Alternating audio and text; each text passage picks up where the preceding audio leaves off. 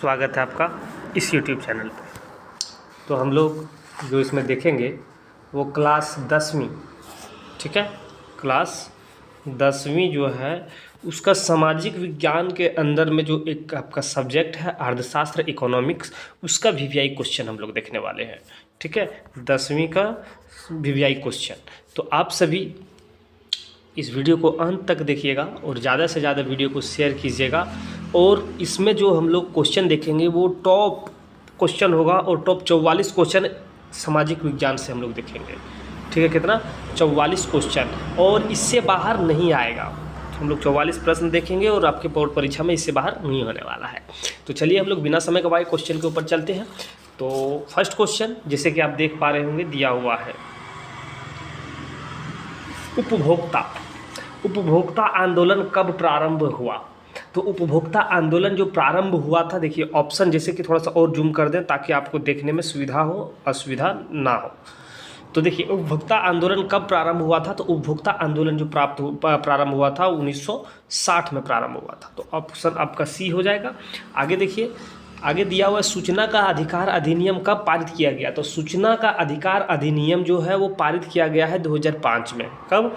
तो 2005 में पारित किया गया। तो देखिए यहाँ पे अक्टूबर 2005 तो एक ही दिया हुआ, तो अक्टूबर 2005 हो जाएगा आपका सही आंसर। ठीक, चलिए आगे देखिए आपका रिवीजन हो जाएगा। और अगर आप नहीं जानते हो तो सभी क्वेश्चन को अच्छा से देख लीजिएगा। खाद्य पदार्थों की गुणवत्ता हेतु किस निशान पर लगा, जैसे खाद्य पदार्थों की गुणवत्ता हेतु किस निशान का प्रयोग किया जाता है, उसके गुणवत्ता को बताने के लिए किस निशान का प्रयोग किया जाता है। तो देखिए कोई भी खाद्य पदार्थ की गुणवत्ता को बताने के लिए एक मार्क जो है उसका प्रयोग किया जाता है। किसका? एक मार्क का। ऑप्शन नंबर डी आपका हो जाएगा। ठीक है, एमआरपी का पूर्ण अर्थ क्या है। तो एमआरपी लिखा हुआ होता है, आप कोई भी सामान खरीदते तो पूछते हैं कितना एमआरपी है इसमें। तो एमआरपी का फुल फॉर्म क्या है, एमआरपी का पूर्ण रूप क्या है। तो एमआरपी का है, इसका जो यहाँ पे ऑप्शन दिया हुआ है इसका सही आंसर क्या हो जाएगा। इसका सही आंसर हो जाएगा अधिकतम खुदरा मूल्य, अधिकतम खुदरा मूल्य। ठीक है, चलिए आगे देखिए नेक्स्ट क्वेश्चन, उपभोक्ता सुरक्षा अधिनियम कोपरा कब बनाया गया। तो उपभोक्ता सुरक्षा अधिनियम जो है कोपरा जो है वो बनाया गया था 1986 में। कब? 1986 में बनाया गया था। तो आपका ऑप्शन बी में दिया हुआ है तो आपका सही हो जाएगा। आगे देखिए क्वेश्चन कि राष्ट्रीय उपभोक्ता दिवस कब मनाया जाता है। तो राष्ट्रीय उपभोक्ता दिवस जो है वो मनाया जाता है दिसंबर में। ठीक है, कब मनाया जाता है? दिसंबर। तो 24 दिसंबर हो जाएगा। कब हो जाएगा आपका? 24 दिसंबर में। ठीक है, चलिए आगे देखिए क्वेश्चन दिया हुआ है, कहता है कि जिला स्तर की अदालतों में कितनी, कहता है जिला स्तर की अदालतों में कितनी राशि तक के मुकदमों की सुनवाई होती है। तो कितनी राशि तक के मुकदमों की सुनवाई होती है जिला स्तर का अदालत में। तो 20 लाख तक। ठीक है, 20 लाख तक की जो मुकदमा होगा वो जिला स्तर से 20 लाख से अपर जाएगा तो आगे ट्रांसफर हो जाएगा। ठीक है, तो आपका सही आंसर ऑप्शन नंबर बी हो जाएगा। आगे देखिए क्वेश्चन दिया हुआ है, कहता है एक मेडिकल शॉप ने रमेश को एक्सपायरी डेट का दवा बेच दी। ठीक है, कोई मेडिकल है उसने रमेश को क्या किया कि एक्सपायरी डेट की दवा दे दी, उसका डेट जो है फेल हो चुका था। ठीक है, जिसके तहत वह उपभोक्ता अदालत में संपर्क कर सकता है। ठीक है, तो जो है वो कहता है कि जिसके तहत वो उपभोक्ता अदालत में संपर्क कर सकता है वो क्या है। तो देखिए वो क्या करेगा कि सुरक्षा का अधिकार के अधिनियम के तहत वो जो है अदालतों में संपर्क कर सकता है, केस मुकदमा कर सकता है, बातचीत कर सकता है या फिर लड़ेगा, अदालत में पहुंच सकता है वो। ठीक है, तो सुरक्षा का अधिनियम क्या हो जाएगा। ऑप्शन ए में दिया हुआ है सुरक्षा का अधिकार। ठीक है, सुरक्षा का अधिकार अधिनियम के तहत वो वहां तक पहुंच सकता है। नेक्स्ट क्वेश्चन को देखते हैं हम लोग। नेक्स्ट क्वेश्चन जैसे कि आप देख पा रहे हैं दिया हुआ निम्न में से किस को वैश्वीकरण में सबसे कम लाभ हुआ है। तो किसको सबसे कम लाभ हुआ है वैश्वीकरण में। तो देखिए ऑप्शन दिया हुआ है यहाँ पे, तो ऑप्शन दिया हुआ है कृषि क्षेत्र को। ठीक है, आपका सही ऑप्शन नंबर ये हो जाएगा। ठीक, चलिए आगे आइए। आगे दिया हुआ है कि घरेलू अर्थव्यवस्था और विश्व अर्थव्यवस्था को जोड़ना कहलाता है।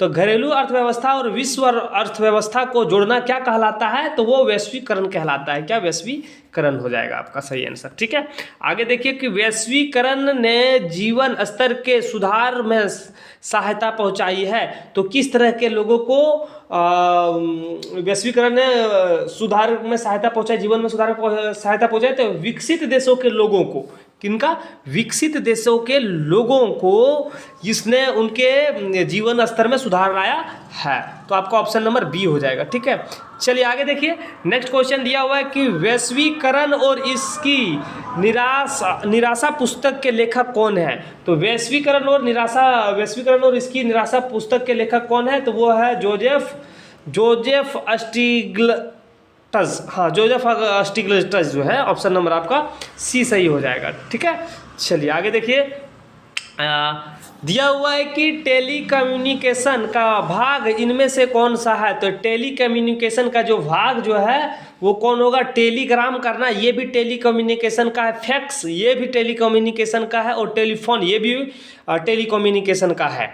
ठीक है, तो आपका सही आंसर हो जाएगा आपका ऑप्शन नंबर डी हो जाएगा। ठीक है, चलिए आगे देखिए, अमेरिका के सकल घरेलू उत्पाद में कृषि क्षेत्र का हिस्सा कितना है। तो अमेरिका के सकल घरेलू उत्पाद, जिसको हम लोग जीडीपी कहते हैं ना, उसकी कृषि क्षेत्र का हिस्सा कितना है, तो 1% है। कितना है, 1%। तो आपका सही आंसर ऑप्शन नंबर डी हो जाएगा।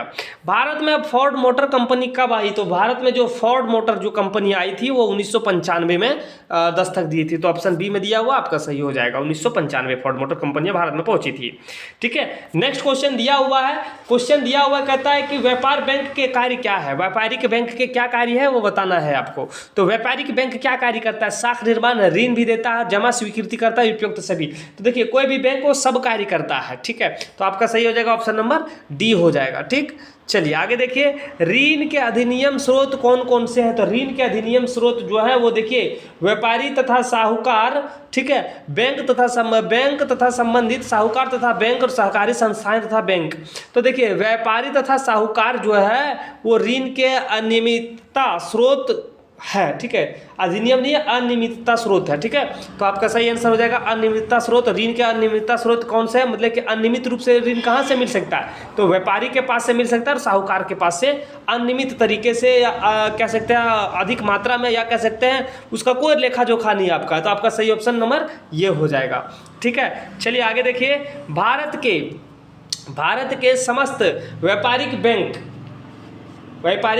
बैंकों की कार्य प्रणाली के निरीक्षण का कार्य कौन करता है। तो सभी बैंकों के कार्य का निरीक्षण जो करने वाला जो है यहाँ पे वो कौन है, वो हमारे जो भारत की बात कर रही है। तो भारत के जो है वो रिजर्व बैंक ऑफ इंडिया, ठीक है, रिजर्व बैंक ऑफ इंडिया जो है वो सभी का देखरेख करता है। ठीक है, आगे देखिए, दिया हुआ है कि करेंसी, थोड़ा सा ऊपर कर लेते हैं ना, करेंसी मुद्रा का कौन सा रूप है। तो करेंसी मुद्रा का आधुनिक रूप है। क्या है, आधुनिक रूप है। नेक्स्ट क्वेश्चन है, दिया हुआ है कि मुद्रा में सम्मिलित होते हैं। तो मुद्रा में कौन सम्मिलित है। ठीक है, तो देखो, मुद्रा के तौर पे जो यहाँ पे ऑप्शन दिया हुआ है, सिक्के, कागज के नोट तथा वस्तुएं और सेवाएं। ठीक है, ये तो यहाँ पे सिक्के और कागज तो मुद्रा में सम्मिलित लेकिन वस्तुएं और सेवाएं नहीं है। कागज के नोट, सिक्के तथा मांग जमा पूंजी।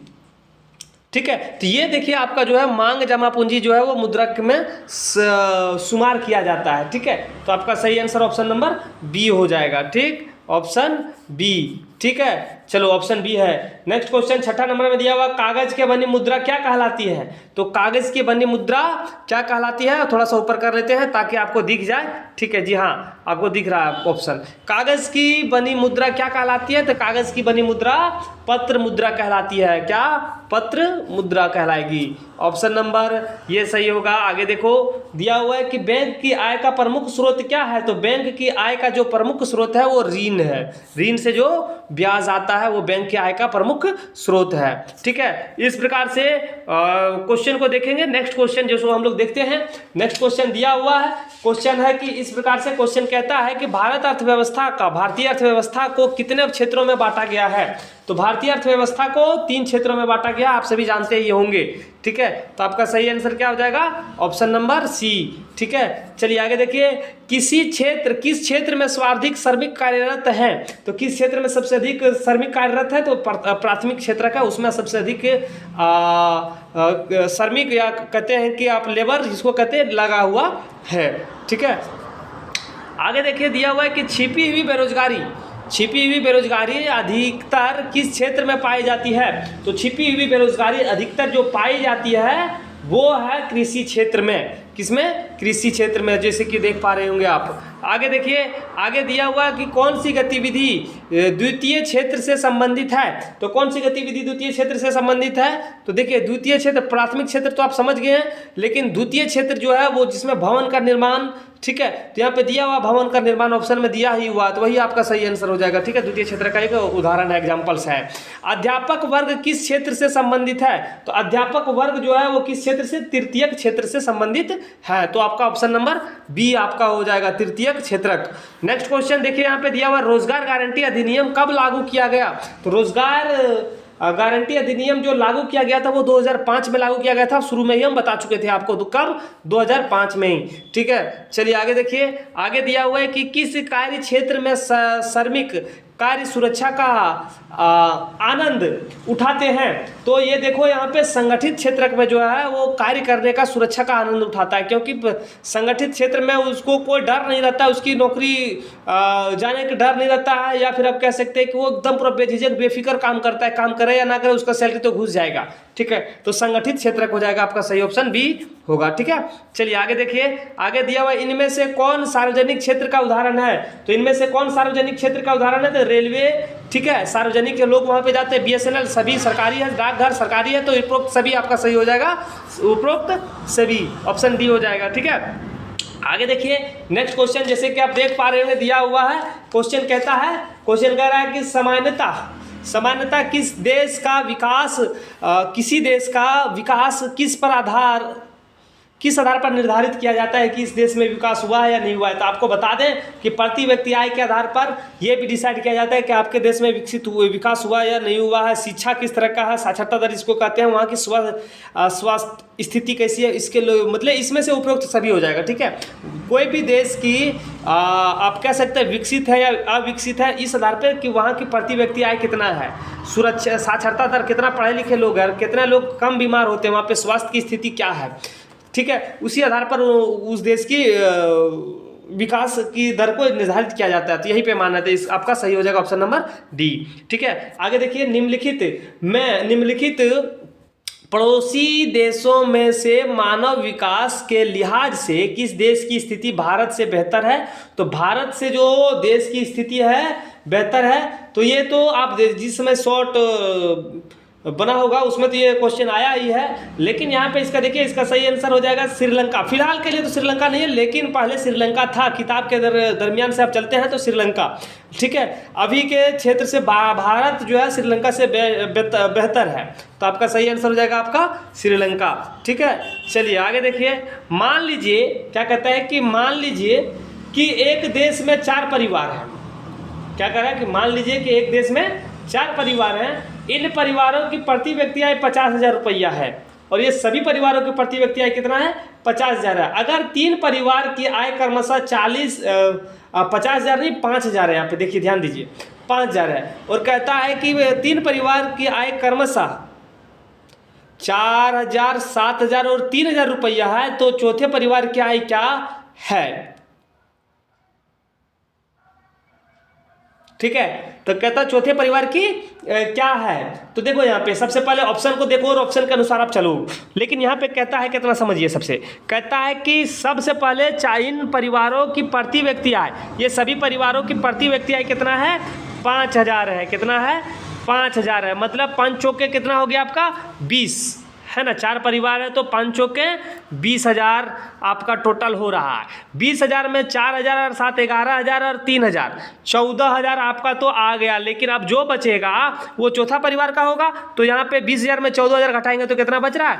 6,000 बच रहा है, तो आपका सही आंसर ऑप्शन नंबर डी होगा। ठीक है, समझिएगा बात को। आगे दिया हुआ है, जिस देश की प्रति व्यक्ति आय अधिक होता है वह क्या कहलाता है? तो जिस देश की प्रति व्यक्ति आय अधिक होता है वो विकसित देश के अंदर में आते हैं। किसमें? विकसित देश के अंदर में आएंगे। तो ऑप्शन आपका ये सही हो जाएगा। आगे देखिए, आगे दिया हुआ है, कहता है कि भारत के किस राज्य की प्रति व्यक्ति आय कम है?